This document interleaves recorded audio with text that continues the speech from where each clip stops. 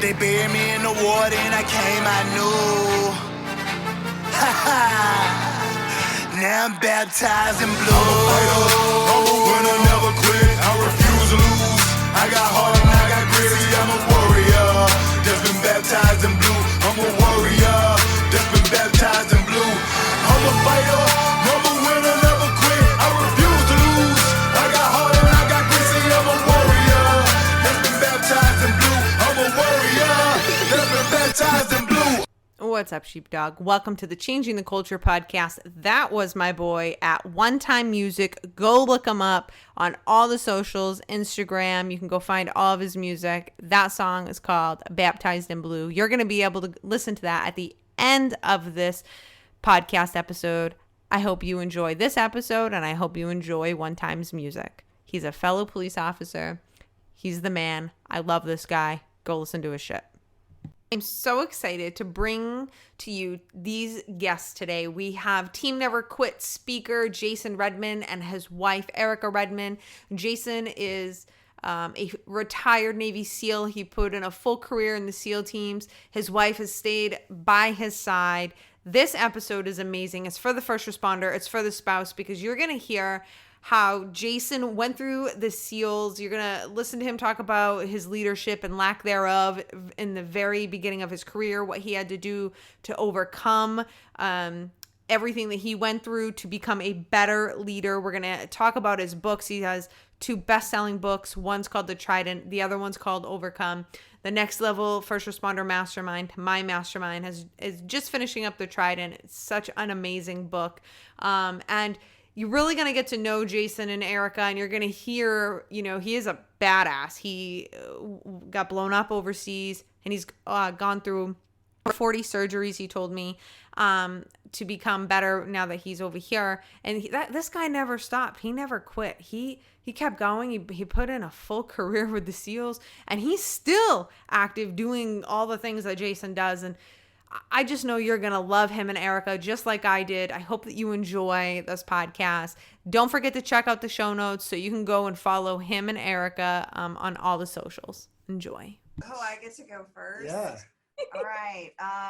Jason Redman and Erica Redman. I don't normally do podcast with you, so thanks for throwing me right under the bus. I'll let him do his introduction, but we've been military spouse. We've been married now for almost 20 years. He did 10 years as an enlisted SEAL and then 10 years as an officer, and I was there for the second half of that. So we got married right before officer candidate school, and then rolled into two combat deployments and being severely wounded. So both definitely a path that I don't think either of us ever saw us going down. Nope. Yeah. Nope. So, hi everybody, I'm Jason Redman, retired Navy SEAL, author of The Trident and Overcome, Team Never Quit speaker. So I'm a big motivational, inspirational speaker all across the country.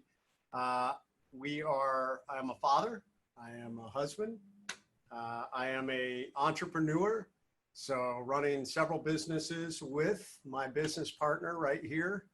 And we have learned a ton on this crazy journey that we have walked. You guys, I just have to say, so we are, I just told you before the show, but for everybody listening, so if you guys haven't gotten Jason's books, he's got 2 of them. And The Trident is what my mastermind has already read, and we're on to Overcome. Jason, here's what I love about like your story is I love how real you are. You're just so real. You're like, hey guys, I can teach you how to be a leader because I wasn't that good in the beginning. So can you tell us a little bit about that? Yeah, absolutely. And that wasn't that hard to do, in my opinion. I mean, now there's a running joke in the SEAL community that if, when we do a warning order for a mission, like the last slide is, the agent's information where you can submit your book proposal, because every SEAL has to have a book. So that's the running joke in the SEAL teams. But back when, there weren't a whole lot of books. And I knew some of the guys that had written books and, loved them, respected them. Although sometimes I felt like they wrote themselves as Achilles or Hercules and didn't talk about maybe some of the stumbles along the way. And I had some pretty big stumbles along the way. And I was like, you know what, man, I don't want to be that guy that somebody would look at my book and be like, man, I remember when you totally screwed up. And the more I thought about it, the more I was like, you know what, there's a lot of power in that, because everybody screws up. Everybody has problems. You don't become a good leader just because you were perfect. There are stumbles and falls and failures along the way. And I was like, we're going to do two things with this. One, I'm willing to be really transparent and to say, hey, I made these mistakes and you can learn from them. Two, I kind of felt like I took all the power away from any of the naysayers that were out there that wanted to throw me under the bus and say, oh, I remember when you screwed up. Yeah, you're right. I write all about it in the book. Yeah. Yeah. Here's the thing is, like, I felt like when you did that, I felt like it must have been almost therapeutic. Was it? Oh, absolutely. And it was also scary as hell. Yeah. I'll tell you, when I write the chapter, and it was painful for me. And, the funny thing is, and Eric will tell you this, it's not like the light switch got turned on and I suddenly went, boy, I really screwed all that up, man. I really need to, it was a long evolution of coming to grips and really understanding strengths and weaknesses and looking back and saying, I was pretty arrogant, and a lot of the mistakes that I made. And so when I write the chapter on or that whole section on Afghanistan, I really have to get brutally honest with some of the mistakes I made, poor decisions I made when it came to drinking and how I was leading and those decisions. I remember writing that and being very apprehensive, like, oh, what are people going to think about me? Are they going to just be like, hey, I hate you. I'm never going to talk to you again because you made these mistakes. Mm-hmm. And that was scary. It was scary to put yourself out there like that. But the flip side of the coin is I have had so many people over the years write me and just say, thank you. Yes. I messed up in my career. I was a police officer. I was military. I was a business leader, and I messed up. And you give me hope that I can fix it, that I can turn it around. And I realized, I was that guy, or I am that guy or gal. So Jason, said, anybody can write a book about everything great that they've done. That's great to tell all your great stories, but we grow and learn the most usually by our mistakes. So absolutely. And and that's the thing is exactly what you said. Is as I was reading it, I felt like it was like a breath of fresh air, because I just think that we all start as, you're human, you're just like us, like, you know what I'm saying? Like, obviously you've done amazing things, but it was such a breath. I levitate into my pants. That whole thing, you put your pants, I actually don't. I levitate into my pants. But besides from that, I'm like everyone else. Okay. Well, it was so amazing. And Erica, you being a rock. I mean, and Jason depicts that throughout your whole, the whole book of Trident. But one of my favorite moments, and I would love to know what was going through your brain, was when Jason, when you were about to quit Army Ranger School, and you're like, babe, I'm coming home. And then you talk about how there was this long pause and Erica's like, well, what happened? Like, okay, like, I'm so excited for you to come home, but I need to hear about it. So Erica, what was it like being a spouse of this SEAL? Really, I didn't have a huge military influence, so I really, even though I think he tried to warn me, I don't know that I exactly knew what I was getting myself into, but I think I was fortunate that, he was a SEAL and I kind of knew what I was marrying into, as much as I could. I think, yes, he's very blunt about everything he did wrong, but I also think he was really hard on himself, because I knew his intentions. And, I think in my mind, I still was like, your biggest fan. So, when I mean, to be honest, I was mad myself when he was sent to Ranger School. So I'm like, so let me get this straight. You just got home from a 7-month deployment, I mean, I don't know, maybe you were home a month or two before then you went to Ranger school. Then he messed up and, ends up getting it extended. We actually had pretty good communication when he was in Afghanistan. And so our daughter ended up having a minor surgery.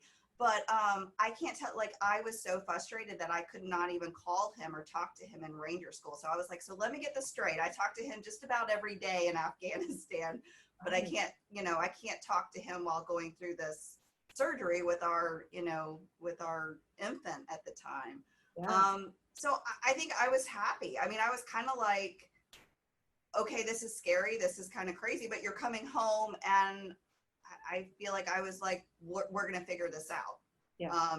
Together we'll figure out what comes, what happens next. And so probably the next phone call that That's told my me next that question. not only was he not coming home, but he had extended his stay.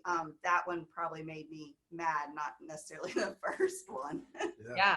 Yeah. And how did you, as a spouse, right? So I think, I don't think spouses sometimes, I think that we don't get enough credit.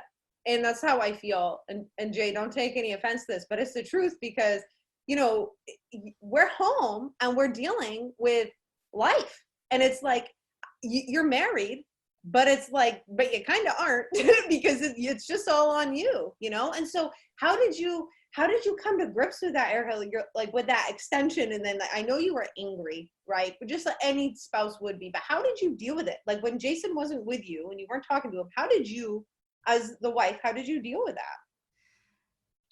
I think the kids are kind of a blessing and a curse. I think that they made it harder and they made it more difficult, but they also just kind of keep you driving forward. So it really doesn't matter if I, am sad or, don't want to get up today. I mean, they kind of keep you driving forward. And I always had my own projects. It's always been my, my number one recommendation for any, I would say, military or first responder wife. Like, if you're just waiting for them to come home and your life revolves around that, you're going to be pretty miserable. So I made candles, I sold jewelry, I bred exotic cats. So you name it, I had a pet sitting company. So I have never found, I've never not been able to keep myself busy. I mean, I was always, always waiting for that phone to ring and for him to come home. But I also had to have my own life. And I love the self-identification, because I think it's so easy for us to get so wrapped up in their life. And like for you guys, the SEALs and Navy be everything. It's just really fantastic advice. So Jason, tell us, like, what made you want to write the book? It was never my plan to write the book. The book sort of wrote itself, to be perfectly honest. Because what happened is, when I was in the hospital, I was trached and I was wired shut, so I couldn't speak. And so in the beginning, and we actually have these, we've kind of joked about what we do with them, but I have about 500 pages of notes from just writing, because people would come from conversations, because people would come in and, they'd ask a question. And the most common question, obviously, from military guys, they want to know what happened. We want to hear about the firefight. So it started with writing about the firefight. And I've always liked to write. And after I wrote about that firefight, I started writing about others that we had been in. I started writing about other missions, and it started to become just this thing I was doing after surgeries. Because I mean, I had 40 surgeries roughly over a 4-year period. So in a surgery, typically we would have a surgery, and then there would be at least a week, if not longer, that we would have to stay up there and wait to recover and get all the checks before we'd be cleared to go home. So oftentimes when I was sitting around, I would just write.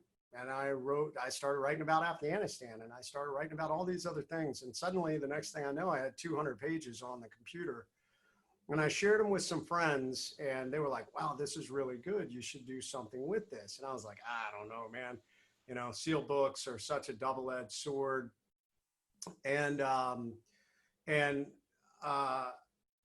I had a lot of people kind of encourage me. So I said, well, and here I was, I'd made these mistakes and then I'd redeem myself, and I was still active duty when all this happened. So finally I went to my command master chief, who happened to have been my command master chief at my SEAL team where I was wounded. And now I was at a different SEAL team, super respected guy. And I went to him and I just said, hey, this was also right at the time that, another book had come out. I won't throw anybody under the bus. I like to try and not air dirty laundry in our community, but another book had come out and some of the people weren't real happy about that book. And so I went to my MASH chief and I just said, hey, I know books are kind of this double-edged sword, but I've been writing about everything that happened to me in my career. And I did it while I was recovering. I've got a lot of people saying they think this is pretty good. Would you take a look at it and recommend what process we should go, because I want to do it right. Yeah. And he read it and he said, Jay, this is really good. It's incredibly humble. It's what we should be putting out there. It's not about the SEAL teams. It's much more about you and your leadership journey. So he sent it to our commanding officer. Our commanding officer looked at it and said, yeah, we give you the thumbs up. And we sent it up the chain of command. Went to the SEAL headquarters, and then they gave me the thumbs up to move forward. So at that point, we went down the road. Marcus Luttrell, who founder of Team Never Quit, I reached out to Marcus, and Marcus connected me to his agent, and that's how it all kind of happened. It's amazing. So let's go back, because there's people who haven't read your book yet, and they're going to after this talk, but they haven't. So let's tell them like what happened. So what happened to you overseas? So I try and describe the Trident in a very short format and what the book is about. It is a story. It is a young man's story of it's at its heart and soul. The Trident is a story of leadership, and it is a story of leadership failure. It is a story of leadership recovery, redemption, and then incredible catastrophic impact, if you will. I finally get everything back on track, and then suddenly I'm severely wounded, overcoming those wounds. And then laced throughout the entire book is, obviously our story, a love story. So, to expand on that a little, I was an enlisted SEAL for many years. I came in very young. I was literally 17 when I joined the Navy. I was still in high school, part of what's called the delayed entry program. As soon as I graduated high school, I went to boot camp. I was 19 when I graduated SEAL training. Went to my first SEAL team and really excelled. I did very well. Multiple deployments to Central and South America, became a instructor at our team, and was continuing to do well, and got recommended for a commissioning program and went to that commissioning program. That commissioning program, though, I started school right before 9/11. So I had grown up in a peacetime military, which anybody that's ever been in the military, if you've been on both sides, is a little bit of a different military than, well, not even a little bit. It is a different military than a wartime military. And I came back. So I went to school right before 9/11. 9/11 happened. I stayed in school during 9/11 and then came back to this new world. The SEAL teams really, the last time we had done sustained combat operations was in Vietnam. So we were still utilizing a lot of our old tactics based off those lessons we had learned in Vietnam, because that's just how military units work. We operate off the last valid information. Well, quickly we got into Iraq and Afghanistan and realized that, a lot of the jungle warfare and some of the ways we were conducting business in Vietnam did not work. In this nebulous counterterrorism war we were fighting, and B, in the deserts and urban sprawls of both Iraq and Afghanistan, obviously not in the mountains of Afghanistan. So there was a total rewrite of the SEAL tactics and how we did things over the time I was in school. So here I am, I come back, I'm thinking I'm God's gift to leadership, patent reincarnated or something. And like I'm gonna save the SEAL teams. And I came back and everything had changed. All the things that I knew were different. And I was really struggling to keep up with this very high paced training curriculum we were running to try and get guys ready, because we had a pipeline. We were working guys up and we were sending them into the war zone. So here I was this brand new officer and thinking that I knew a lot from my prior enlisted experience and didn't. And this is where ego and arrogance kind of come together, very dangerous allies as a leader, because I was too proud to ask for help. And instead, I just kind of started stepping all over my own toes. And I was messing up. And the more I tried to hang on tighter and fix it myself, the more I messed up. So then I did what, every military law enforcement and, police officer does. I self-medicated. So I started drinking too much and was struggling. All of that was really eroding my credibility as a leader. Guys were like, yeah, this guy, not only is he making mistakes, he's not leading well. And oh, by the way, he's a drunk. So all of this was kind of coming together to, go into Afghanistan. Very first thing I encounter when we get there, or as we're going there, is Operation Red Wings. That was part of my troop. So my boss was Lieutenant Commander Eric Christensen. I was originally in the platoon in the helicopter that got shot down. So I had a lot of close friends on that helicopter. So literally I step into my first, we were welcome to the combat zone. By the way, we've got to bury 11 of our, guys. And then went on to this deployment, which had a lot of its own challenges. And fast forward to, I made a mistake, or I made a bad call on a mission close to the end of the deployment. And instead of making a mistake in a leadership, everybody's going to make mistakes. I mean, it just is life as you're growing up, especially as leaders. When you're a new leader, you're going to make mistakes. Just accept that, but own them, quickly own them, learn from them. As people like to say, fail forward. And if I had done that, it probably wouldn't have been that big a deal. I had a little bit of added baggage just because I was already making some poor decisions. And all of that kind of came together for this perfect storm. So anyways, long story short, I almost got myself kicked out just from pushing back and my arrogance and saying, I didn't mess up. You guys are throwing me under the bus.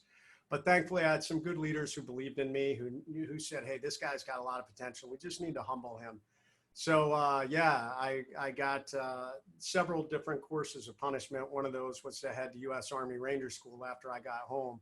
So my amazing vacation with the U.S. Army, and there's unique aspects of that story. We talked about the only thing I have ever quit in my life. I actually technically quit Ranger School for a day.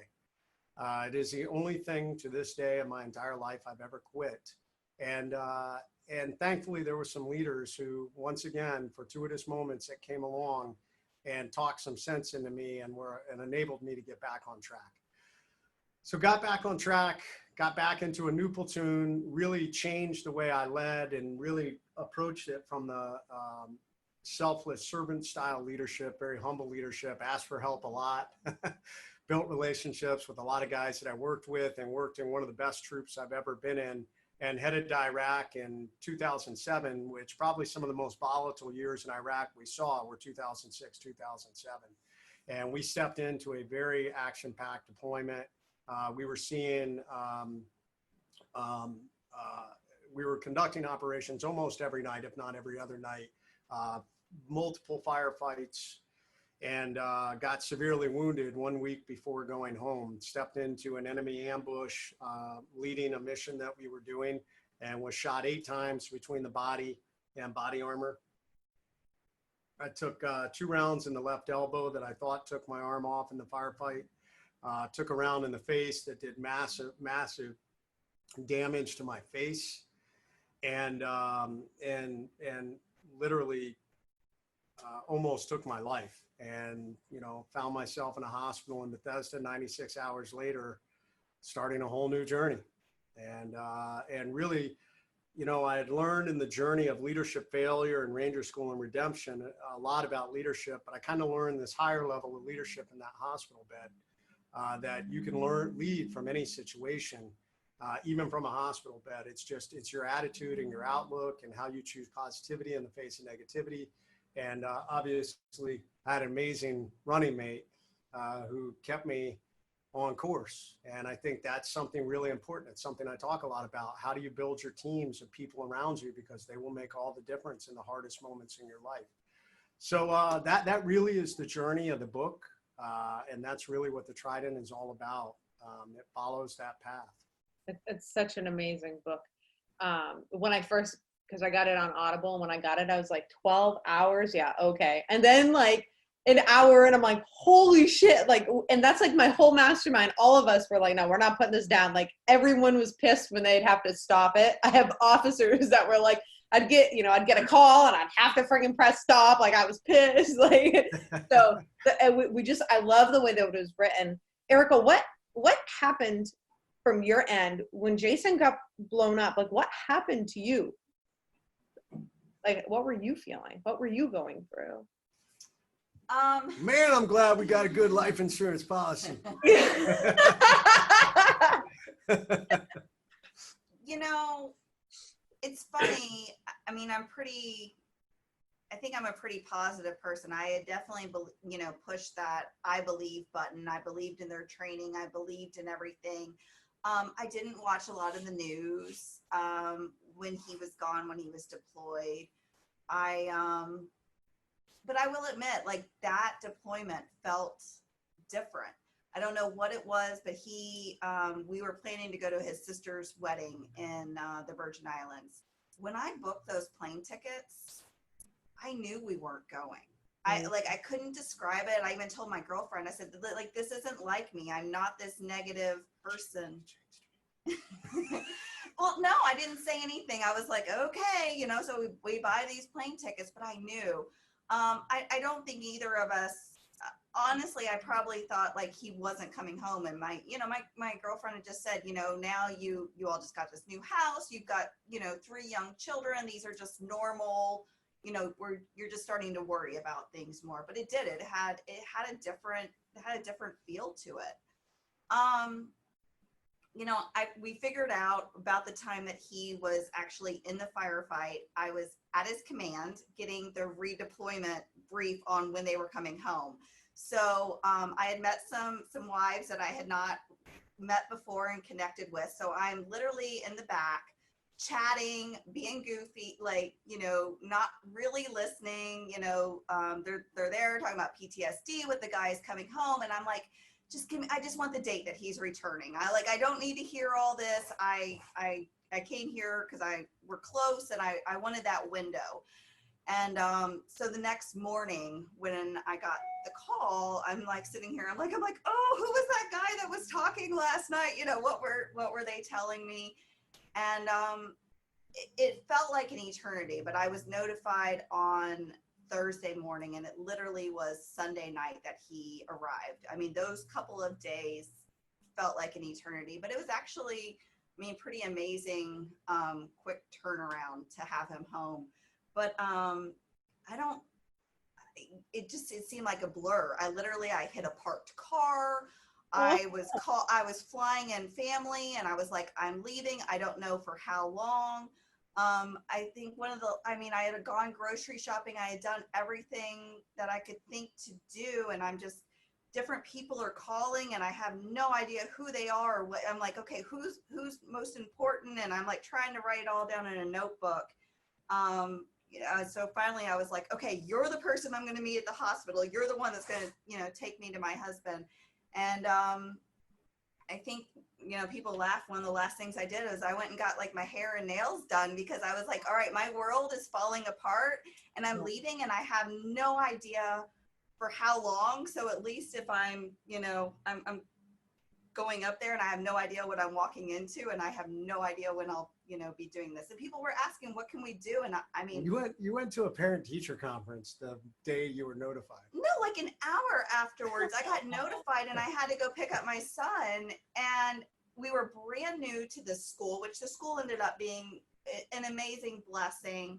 And so did the teacher. But I went to this parent, our son was new to the school and he was struggling. And I went and I was like, sorry if I'm having a hard time paying attention, but I just got the phone call that my husband was shot and I don't know the status. And she was like, why are you here? And I was like, Well, I figured I needed to come let you guys know, like, Oh. like, That's all normal. yeah, yeah. Holy shit. So I don't know, and I just kind of think, so I think that those couple of days was like really crazy and really a blur that I didn't know what I was walking into. I didn't know what we were up against. I just wanted to get there. And then I think when I did, I kind of feel like the mom instincts just kind of kick in, that it was kind of like, once I got there and I knew that he was stable, it was kind of like, okay, what's next? Like, what do we have to do next? So I think that kind of a caretaker mom role kind of kicked in. And so let me ask you this. So what was it like? So Jason, did you actually did you die on the table? No, thankfully not. No. I mean, I think it was pretty close. I lost a lot of blood. I mean, I don't, at least they never told me that. I don't think so. Most of the guys that flatline knew it. They found out later, and that's not one of the things that I was ever told. So I think I was close. They got a lot of blood into me and You saved me. also swore up and down for a long time that you never lost Yeah, consciousness. that is true. But is true. you learned otherwise. You learned otherwise. Yeah, in the book, you describe it very well. So I know you describe it in the book, but so I'm a pretty spiritual person, and I was just wondering, did you experience anything? Because you kept talking about this dark angel. Did you actually see that, or was that a feeling, or was that just like an analogy? It was an analogy, but I mean, I definitely, that is a little bit of a miracle moment. And for anyone who, I don't know where your belief on spirituality is, but, I think in law enforcement, first responders, and the military, we learn a lot about trauma, and you learn how the body works. I had extensive trauma training. So I knew what steps I was going through. I knew that I was in hypovolemic shock. I was going through all these phases, from, getting my extremities being cold to not being able to move to, getting harder and harder to breathe. And I knew you're dying. Like, hey bro, you're dying. And that was scary, and it sucked. And I remember just the really overwhelming feeling hey, you're not going to go home. You're going to die here. And that was really hard. And I remember thinking about Erica and the kids, and they're going to grow up without me. And as that moment, I called out to God, and I was like, hey, I need help. I need strength to go home. And it was in that moment that I felt like I had strength. I felt like, wow, I can actually take a breath again. And I felt like I had energy. And so interestingly enough, I don't know when that moment was. The firefight lasted about 35 to 40 minutes. So sometime in that series is when this occurred. And then fast forward to when the medevac helicopter finally landed, and it landed about 75 yards from my position. And my team leader tried to drag me, which was really painful. So I was like, stop. So I went from not being able to move a muscle to, I was like, hey, help me up. Hey, help me get up. And at the time, I thought my arm had been shot off. So I'm like, hey, grab my arm and grab my helmet, and I'm going to the helicopter. And I walked to the helicopter and got on the helicopter under my own power. Although I wasn't able to get back off under my own power. They pulled me off and loaded me on the stretcher when we got to Baghdad. But I can't explain that. Interesting to this day. I tell a lot of different people about that, and different people want to apply their own logical reasoning to it. I give it a modern day miracle, and I'd love to tell you I'm a Christian. I am a faith-based person. I'd love to tell you that I have this rock solid faith now. I don't. Faith is a hard thing for me. I'm a very analytical person. Really? But I had this moment that occurred that I cannot, and when I speak in churches, I do talk about that moment. you know? Mm. So. It's very, very interesting that you're still analytical. Explain that to me. Like what? I just want to hear about it. Well, I'm a science. I like facts. I like logical sequences. There's a great book out there written by Lee Strobel called The Case for a Creator. And it is a scientific based book that lends itself to intelligent design and how absolutely astronomically impossible it is that we have life. All these little millions and millions of factors had to come in for us to be alive. And so many people out there are like, why haven't we found additional life in the universe? And why haven't we found this and found this? Well, this book has all this scientific proof of how unique, one, where Earth is in the solar system and within the galaxy, how we're positioned, all the different factors that coming in to enable us to have life. And for me, that's like fascinating. Like, you know, I'm like, that's incredible. But I work that way as opposed to some people that you can just tell them something and they'll just believe it. They'll believe it. And that's what faith is. Your ability to believe in something despite concrete evidence. You know, I joke that if I was one of Jesus's apostles, I'd be Thomas. I'd be doubting Thomas. Like, you know, he'd be crucified and he'd be risen. And I'd see him and I'd be like, yo, bro, show me your hands. I want to see the spike marks. Like, I don't believe it. That's so funny. Now, okay, so so tell me this, Jason, what does life look like for you now? Well, I mean, you know, not everybody, I mean, it's pretty amazing. I've been able to take all the things that I've learned and apply them forward to try and help other people. And we've done different iterations. And what's awesome is we've been able to do it together. Not everyone, we know a lot of couples that are like, oh my God, I could never work with my husband or I could never work with my wife. And we're just a really good team. I think when it can work, for the people that it does work for, I think it's a really strong, effective team. It's not for everybody. We don't agree all the time, but Wait, what? we do most of the time. I mean, we actually have run multiple companies together. We sat on a board together, and I love the story that I did call one time, and I was like, hey, you know, we've got this board meeting tonight, and just to let you know, I'm voting against you tonight. I don't agree. I said, you know, do you want to discuss this now? You're not gonna change my mind, but you know, I'm happy to, like, you know, talk through it.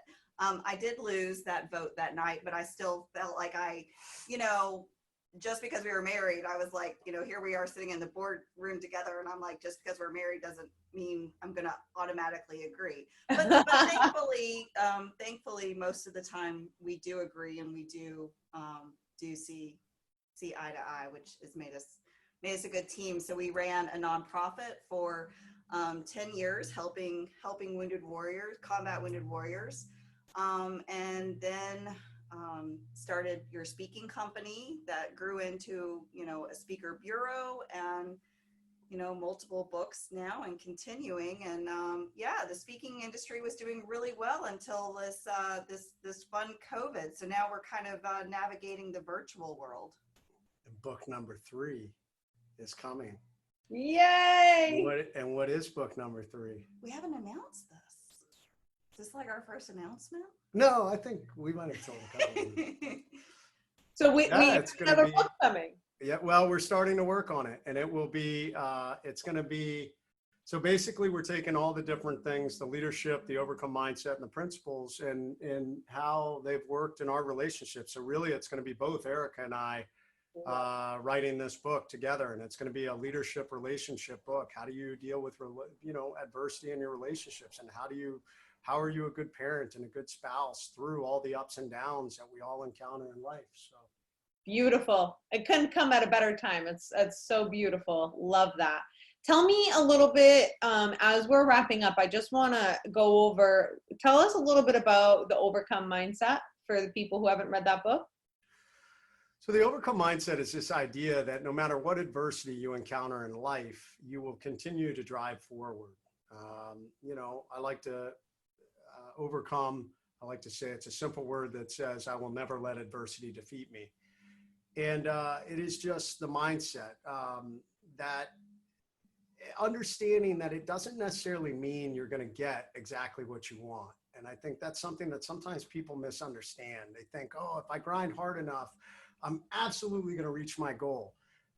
Life doesn't always work that way. Sometimes it comes along and it just, knocks you on your ass. And I was, I'm a perfect example. I got my career back on track, and I thought someday I would command a SEAL team. And, I had dreams of someday becoming an admiral. And obviously all that got thrown off once I got wounded. And that's how life works sometimes. It's not fair. It doesn't, bad things happen to good people. Yeah. But the overcome mindset says, I will continue to drive forward. I will figure out a way. And it may not be the destination that I thought I was going to, but there is a new destination out there. And at least the one thing I'm not going to do, I call it being on the X. Sitting on the X is the point of attack, the point of crisis, the point of adversity. In military jargon, and I think in law enforcement, you guys know the X is the point of any attack. And so many people out there, especially in this day and age, we're getting, I don't know what it is, this weird world we're living in right now, that people want to embrace the victim mentality. Yes. And the victim mentality sits on the X. The victim mentality feels sorry for themselves. The victim mentality finds somebody else to blame for their problems, and you're the reason I'm here. And the only way I'll ever get off the X is if somebody comes along and picks me up and fixes the situation. The overcome mindset says, I will drive forward. I will figure out a different path, but it's not right here on this X. I will get off the X. So that's really the idea behind the overcome mindset. And the overcome book is all about that. How we deal with the life ambushes we come up against. How you deal with a crisis. If you're in a crisis right now, it teaches you how to get off that X right now. And then it teaches you how to build a better overcome mindset for the future. Because guys, I got bad news. COVID will not be the last life ambush you encounter. More are coming. And how you build your mindset and how you build better balanced leadership is how you are better prepared to deal with them in the future. Yeah, it's awesome. What would you say as far as, can you give us some leadership advice from your vast experience, and that you really do an amazing job in Trident and outlining? I would love to hear for first responders. I mean, I can just tell you that is something that a lot of first responders in our realm, I guess what they want to talk about. They want to go to the leadership schools and they want to learn how to be a leader. I have to say, and I know I'm giving you a million things, like a million questions, but we just had Dave Acosta on the show, which thank you, Eric. Yeah, we love Dave. We loved him, like absolutely loved him. And we got into this like beautiful conversation about because he got to go overseas and he got to work alongside some former SEALs. And so we got to talk a lot about that, like the morale, the leadership, the camaraderie of that versus over in the police world where he was on Vegas SWAT. And, that's one of the things that I work a lot with my clients and people on is like, how can we bring more of that to over here? Because if we could, we would have a whole lot less issues, in my opinion, than we do in the police force and, all in the firefighter correctional facilities, etc. So Jason, what's your opinion on that? I'd love to hear what you have to say about that. So it can absolutely be learned. I mean, there's no doubt about it. Dave's a great example of that, being around our community and seeing how we do things. I will say there's one unique aspect that where we truly, and there's a reason I called my book, The Forging and Reforging of a Navy SEAL Leader, is the crucible of buds and even how we train truly forges our people into the culture that we're looking for. So there's that one aspect. And in doing so, it gives us the culture and the community that we really want, although that can be learned. And the thing is, I try and teach, and it was one of the mistakes that I made when I got off track from leadership. So I now teach 3 rules of leadership. So often companies, organizations will bring me in, and never fails, I'll have somebody that'll come up to me and say, hey man, I'm the chief of this department, or I'm, running this, or I'm running that. And, can you give me some quick advice? These are some of the problems I'm having. Can you give me some quick advice so I can be a better leader? And I always ask them the same question. I go, okay, well, how well do you lead yourself? And it's always telling to me, because the people who are introspective and actually try and answer that question, that's a great indicator. Most people don't. Most people will go immediately, no, you misunderstood. I need to know how I lead my department better. And I'm like, therein lies the problem.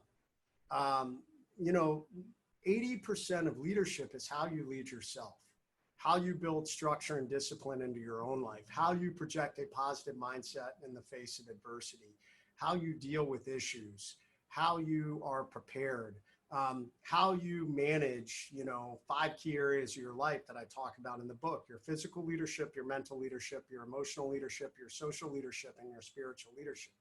How do you manage those? If all those things are on point, then it comes back to the leadership advice that I was given when I was getting ready to leave Ranger School. And I tried to tell my mentor and prior commanding officer, nobody will ever follow me again because of the mistakes I made. And he said to me, people will follow you if you give them a reason to. Ooh. That's leading yourself. That's rule number 1. If you are executing that, people naturally will follow someone who is setting the example. That's it. Just life works that way. We want to follow people that are doing all the right things. You can't help but do that. Right. And then it gets into the next level of leading others, which is motivating and inspiring others to accomplish greatness as part of a team, bringing them together. And people sometimes, they confuse telling someone what to do with showing and inspiring people what to do. So that is how you lead others. It's not, I'm going to tell you what to do. It's, my own actions. And then that kind of builds on top of, how do I motivate and inspire? How do I give the right guidance? How do I give the right motivation? How do I provide the right resources, the right training, so that you can be successful? And then the last component is lead always. You can't pick and choose when you're going to lead. And that was a big mistake I made when I was a young leader. I would say, oh, I'm on duty right now, so, hey, follow me, I'm the leader. And then I was going out and drinking my face off and being a total idiot, which nobody wants to follow somebody like that. You must lead at all times. Every word that comes out of your mouth, every action is an impact, positive or negative, on your credibility as a leader. And credibility is the currency of leadership. That's so good. So good. You said something in your book. I actually made a meme out of it. And it was a quote of yours. It says, "There is nothing more dangerous on the battlefield than an immature and arrogant officer who feels he needs to prove himself." And I have to tell you, the reason I made a meme of that is because as a young police officer, I was that way. And there's so many, and there's so many that aren't even young. They're just that way. And why do you think, I would love for you to just expand on that for us? Because for me, it was just so, like, I saw myself. I'm like, he's so right. I see other people. I'm like, oh my goodness. Why did you say that was the most dangerous? Why do you feel like that's the most dangerous thing on the battlefield? Because somebody that's trying to prove themselves will do selfish and oftentimes impulsive things, thinking that it is a shortcut to, hey, look at me, I'm great because I did this. When oftentimes it can be a situation that'll get other people killed, if it goes badly. And, you look at that decision I made in Afghanistan, that was totally driven by my own selfish actions. I wanted to get in the fight. And I saw this as a shortcut to, hey, look at me, I'm going to be this great leader. I'm going to go down and save the day. And we're very fortunate that we didn't, when I took that machine gunner and myself and moved down to that valley, that we did not encounter another enemy force that happened to be maneuvering at that time. This story would be a lot different. The book, The Trident, wouldn't exist. Because if I had gotten someone killed, or obviously myself killed, there wouldn't be anything there. So that's why it's so dangerous. I often try and tell young leaders that as a leader, we sometimes feel this incredible desire or this incredible need to act. Like, oh my God, there's this crisis situation. So there's this drive that I must do something. I'm the leader, I must do something. When oftentimes one of the more powerful, there's much more power sometimes in not acting. And that's a really hard thing to understand as a leader, sometimes, especially when you're in a situation. So in law enforcement or even overseas in the military, if we're in a situation where tensions are rising and we're on the verge of actually bullets down range, you know, sometimes it's a lot easier to just start shooting, but what's harder is to diffuse the situation. But the long-term impacts on both sides of the spectrum can be hugely different. You know, you could create this massive international incident by suddenly starting to shoot because you didn't take the time to try and figure it out in a fused situation. The easy answer was, let's act. The harder answer is, what's really going on here? How do I diffuse this and reduce this situation? And that's a harder thing to deal with. And that's, trust me, I didn't learn that overnight. It took many, many, many, many years. And, you know, I think as any leader, that's something to try and always remember in the back of your mind. You know, and I just have to say this again, you know, Jason, the way that you put yourself out there and the way that you share your journey with us, it also makes, like, when you give and you start talking about leadership advice, I'm like, yeah, I'm going to listen to this guy because because you've been to the ladder. And so I just want to say thank you so much. Thank you and Erica for coming on. It's, you know, such a gift to have Erica on. We love her. Based on your book, you do an amazing job of depicting Erica. And mastermind members, do we have any questions that we would like to ask Jason and Erica before we hop off? Okay, go ahead, Shan. I just have a question about in terms of being a leader, and if you're recognizing that some of the people that you're supervising are struggling mentally, but they don't recognize that they're struggling mentally, what can you do? Because I'm in that situation right now with a person that I'm supervising. I think the greatest thing is communicating with them. And, you know, in our line of work, law enforcement, police, military, there is a level of pride that goes along with, I've got to be hard and I've got to project this things don't bother me facade. And there's nothing wrong with that, but I try and encourage some of the leaders, you know, there's power in a little bit of transparency. So sometimes it's trying to communicate with that individual. And if, let's just hypothetically say, maybe there was a traumatic event that occurred and you wonder if there's something linked to this traumatic event and you were there also. I'm just giving this as an example. To be able to say, hey, you know, Joe or Jill, you know, I just want to talk to you, we've worked together for a long time. And, you know, I know we were on the, I don't know, baby incident. And I want to tell you that really bothered me a lot. Like, it's really, to this day, I think a lot about that incident. I know you were there also. So I just want to make sure you're okay. Sometimes I struggle with that, you know, and I know it's really good for all of us to communicate. I've come to learn it's much better to talk about those things than to hold them in. So sometimes that way you're not like, hey, Joe or Jill, I've really noticed that there's these issues and we need to talk about it. It immediately makes people go on the defensive. And it may open things up. I also would do it in a neutral place. Like I would encourage, like, hey, you want to grab a cup of coffee or, you know, maybe have a drink after work.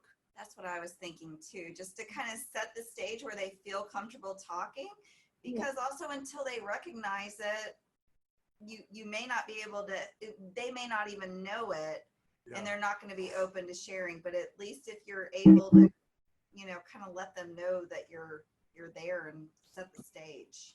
Yeah. Full disclosure, I'm not in law enforcement. I'm a behavior therapist, but everything you said totally still applies. We just don't get the same level of trauma that you guys do.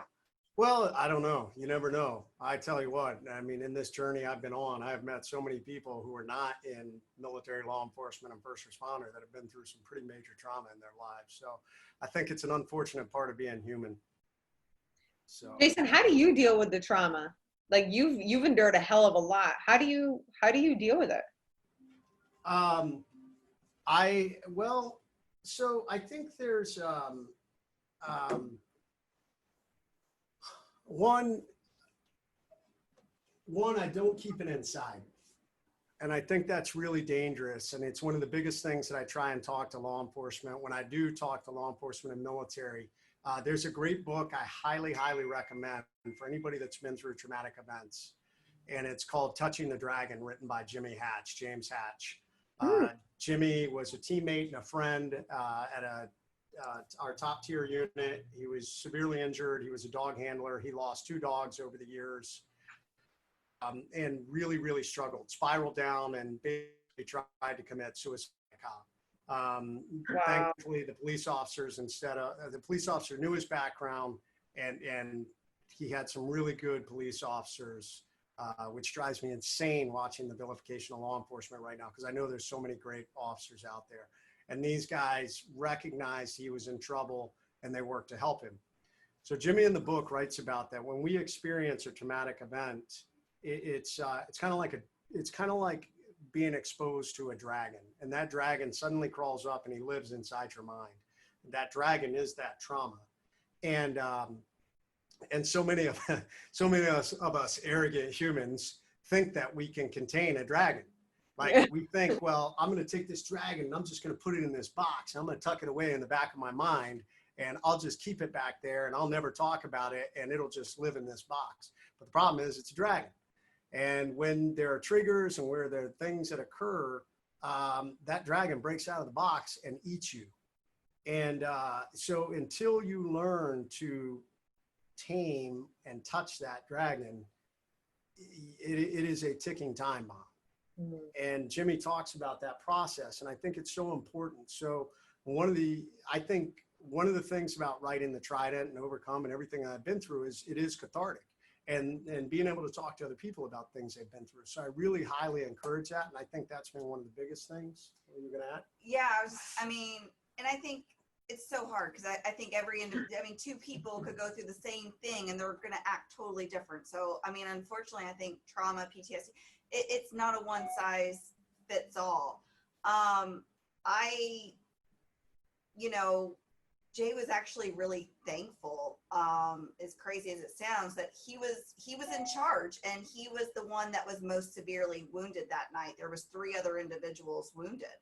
And I think if they would have lost somebody that night, or if somebody else had been in Jay's spot and he had been, I think, he would have dealt with that a lot, differently. Also, I just think he went through hyperbaric treatment, which we didn't know helps with PTSD. He has his service dog, which was, really helpful. What was the name of the shot? Stellate ganglion block. So there's a lot of things that, even though he's done really well, that he's done. And I just think there's so many things out there, and people just have to figure out what works for them. Yeah, and that's a great point Erica makes. I was very proactive. Like, I proactively looked for, if I heard that there was something that could help me, I was like, hey, I'd like to check that out. And not everything helped, but some things did. And I think, it's part of that overcome mindset. I was like, I'm not going to sit on this X, because I struggled with certain things. I had problems sleeping in the beginning, and I definitely was super hyper vigilant. And there's no doubt, I think, that running the nonprofit, so him learning things for himself and figuring out, okay, this helped me, and then being able to pass that on, I think, was huge, and overcoming. So many people said, oh my gosh, you guys are still going through. He was still going through surgeries when we were like helping other wounded warriors, but we're like, why? If this is working for us, we want to share this if it can help anybody. I love that. Thank you, Jason. John, you want to? I just have one thing. You talk about after overcoming all of your injuries, being shot, the surgeries, you get the opportunity to climb Mount Rainier with other warriors like yourself. What's next? That's a huge accomplishment. My wife and I have had the opportunity of seeing Mount Rainier and how beautiful it is. So I'm envious of you being at the top of that. What's the next big feat for you to complete, if there is any? Oh no, always, always. I am a never peak mindset type person. I don't know. It's just part of my personality. I'm not content to sit still. Although someday we were talking about life later, and Erica Is asked it me, "Do you think you possible? can Is do it it?" possible? I have one final big hurdle or goal I'd like to accomplish. I mean, there's a lot of little ones, but there's one big one, and it's financial freedom for our family. I think a lot of people think, "Oh my God, you've written 2 books, you know, you're a millionaire," and I'm not. Um, so that is something that I would love to achieve, financial freedom for my family, that, you know, we don't have to worry about money. So I am currently exploring some different business opportunities. Although I like speaking, COVID has definitely kind of been like a baseball bat to the face when it comes to different industries you select, because the event industry came to a grinding halt. I mean, there was virtually, you know, we saw a 90% reduction in revenue. So it made me realize, hey, you know, maybe I need to look at some other opportunities, and I'm excited about that because I've learned so much about business, us working together, and I've gotten to meet some incredible people. So that's probably the next peak for me, the next summit I'm looking at. Very cool. Very cool. I'll just add that, yeah, that wasn't the greatest climb for him. He actually did it with total bronchitis, came home sick as a dog, so they didn't even think he was going to make it to the top. So I don't know that he enjoyed it once he got to the top. I think but he was determined that he was going to do it. So he'd actually like to go back and do it again, yeah, and not be sick and actually I didn't really appreciate the view. So that's actually our, it's funny you bring that up. That's our social media post today. It is. We saw that. Yeah, I saw that because it's it's coming up on 10 years. 10 years, yeah. Yeah, so crazy. I was just fine seeing it in the airplane. Yeah, that'd be. Dawn, do you have a question? Yes, I do too. Thank you, Eric and Jessica. This book is just so amazing.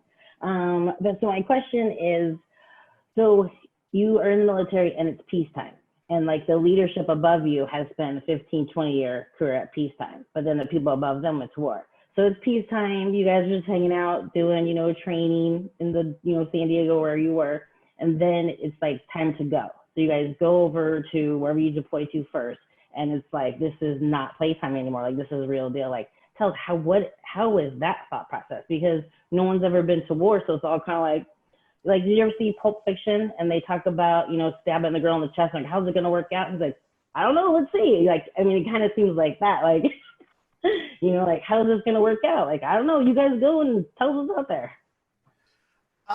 So I will say that I think the SEAL teams have been very, very good at our level of training.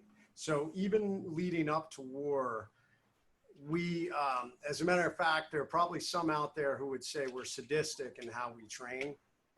We would literally try and come up with the absolute worst case scenarios we could ever think of, and we would train that way. So even though when we got into Iraq and Afghanistan, some of the tactics that we had been operating on were not relevant for those battlefields, the core skills were, and the way we had built our teams and the mindset was. So really it was just a little bit of an easy shift. Because it wasn't like, oh my God, we are not prepared for combat. We were prepared for combat. We just had to shift our, the way we were conducting operations. And that's something I try and encourage people to do. It's something I talk about in the book, Overcome. More life ambushes are coming. And I think that's one of the biggest things that the SEAL teams taught me. And I think it prepared us for battle is bad things are always going to happen. I don't care how well you prepare. And the SEAL teams definitely plan that way. Like, we did not plan for, hey, we're going to plan this mission and everything's going to go great, and let's just continue to, it was always, hey, we're going to plan and we're going to hope this goes right. But now let's pretend that the world that everything's burning down around us. What are you going to do? And frequently we would do things, which I think is incredibly important, especially if you were in a dangerous job. Oftentimes we would do scenarios where we would remove the leadership. Okay, leadership, you're dead, you're out. And then the training cadre would just step back and they would just what are you going to do? You no longer have leadership. So we forced everyone to be a leader at any time. And that makes incredibly strong teams. So, and the SEAL teams really are built on that. Even in SEAL training, they do similar things to that. One of the ethos of the SEAL teams is, in the absence of leadership, I will step up and lead. So I try and encourage organizations to do the same. So I will say, a great question, but that transition, I think we did pretty well. That's awesome. And then what about like on the mental side, to have the enemy like right there in front of you, you know, like to have, like now it's a real danger situation. Yeah, Is it the same, like you just practice it so much that it's just kind of reflexive, you know? It is interesting because combat isn't quite like the movies. There are times where it is. I mean, I will say, you know, not every single night we were in gunfights, you know, within 15 yards of people. Sometimes gunfights were 500 and even 1,000 yards away. And sometimes, a lot of times, as a matter of fact, some of the better missions we did, you know, if we did it right, we snuck in and we captured people before they ever even woke up. Like literally they would wake up with a big dude sitting on their chest with a gun, and we were wrapping them up in handcuffs and taking them out of the house. And a shot was never fired. So I think the mindset, you know, we had trained, I'll be honest, for me, you know, the first time I ever got shot at, I don't know if I ever thought to myself, oh my God, I'm being shot at. And I think some of that had to do with, I was a leader at that point. So I had so many things I was focused on. Like, where are my guys? And, you know, where's the enemy? And I need to make sure I got a head count. And what am I doing? Where, you know, communications and all these different things that I was concerned with that, I don't know, that was kind of the last thing on my checklist, you know? Right, okay. So, and that all comes back to training, So repetitive training, you know, gets you to where even when the world is burning down around you, you're going to go through the process of what you've learned in training, if you have made training as realistic as you possibly can. And so that's why it frustrates me sometimes. That's why it's killing me right now, that there's all this cry to defund police when I know how poorly funded police are for training anyways. Right. And now we're going to reduce that, you know, don't get me wrong. Everybody can be better in certain areas, but that's one that I watch it and I'm like, that concerns me. Absolutely. Yeah. Okay. And then I just one more question. Yeah. So this one is about, like, because Autumn is all about, you know, changing the culture and people talking about things. So like, how does it work after you guys come back from deployment? Is as far as the mental aspect goes, like, does everyone have to go see like a counselor for a little bit of time? And because, you know, Navy SEALs, you're all very macho and we're man, we don't talk about feelings and stuff. But I like that you're transparent and you talk about it. But what about overall? Like, what is it like, or what is I don't know, like the procedure when people come back from war, like from deployment? Do they have to go through, you know, debrief, if you will? Yes. And I think we're getting a lot smarter as a community in the military as a whole. And I know law enforcement and fire are trying to get on board with this also. I think for many years, the military and, you know, our first responder and LEO community just kind of self-medicated. I mean, that's the reality. I mean, if you look at our old World War II veterans, I meet so many people that tell me, oh my God, my grandfather, you know, he was a World War II veteran. He never talked about it. And some of them did well with that, and some of them did not. And I think it's the same in the community. So I think it's that whole thing. You box that dragon up, you know, it's still there. It's still gnawing away at your brain. And some people are really good at just, you know, I'm just going to deal with this gnawing that's going on. And for others, the dragon breaks out and eats them. So I think trying to encourage people, and we're doing this within the SEAL teams. I mean, I'm doing it. I know I'm trying to get out in front of people and break the stigma and say, hey man, I was a high-level special operations commando. And, I saw some bad things and was in a bad situation and it bothered me. But by talking about it and getting through it, you know, I'm doing better. You can be the same. You don't have to carry this burden by yourself. Awesome. Well, thank you, Yola, so much. Yeah, you're welcome. Jason and Erica, tell everybody where they can find you. Where are you at on socials? Let us know. Me? You want me? I was just trying to give you. So for speaking, anybody that wanted to reach out, they can go to Team Never Quit and view his profile there. We are also very active on all the social media platforms. Jason Redman or Jason Redman WW, Facebook and Twitter, or Facebook and Instagram, probably our biggest two. During this current climate, we are actually, in the beginning, we were going live every night on Facebook and Instagram, but now we're kind of opening back up. So every Thursday we are live at 8:30? Yeah, 8:30 Eastern. 8:30. So, yeah, and jasonredman.com. jasonredman.com, and we can get both of the books on Amazon. Sheepdog Nation, I've got them on Audible. You can get them on Audible, or you can get the actual book. We love. Just want to say, you can get signed copies at my online store. So, well, we didn't know that. Yeah. What the heck? getoffx.com. You can get there through jasonredman.com, but you know, it's the online store. Just make sure when you purchase a book, there's a memo section. Right in that memo section, if you want me to personalize it, write in, please personalize it to me or my family or my husband or my wife or whatever it is. Because if you leave it blank, I don't know. I don't know where it's going, so I just sign it. I'll send you a little instruction. So if anybody that does already have the book that they would like to get it signed, I'll send you a PO box and instructions where people could send those in if they already have them. Awesome. And Sheepdog Nation, you'll have that on the show notes so you can look at all the links. Jason, Erica, it's been absolutely an honor to have you on here. Sheepdog Nation, we'll see you next time. Yeah, round 2 was much better than round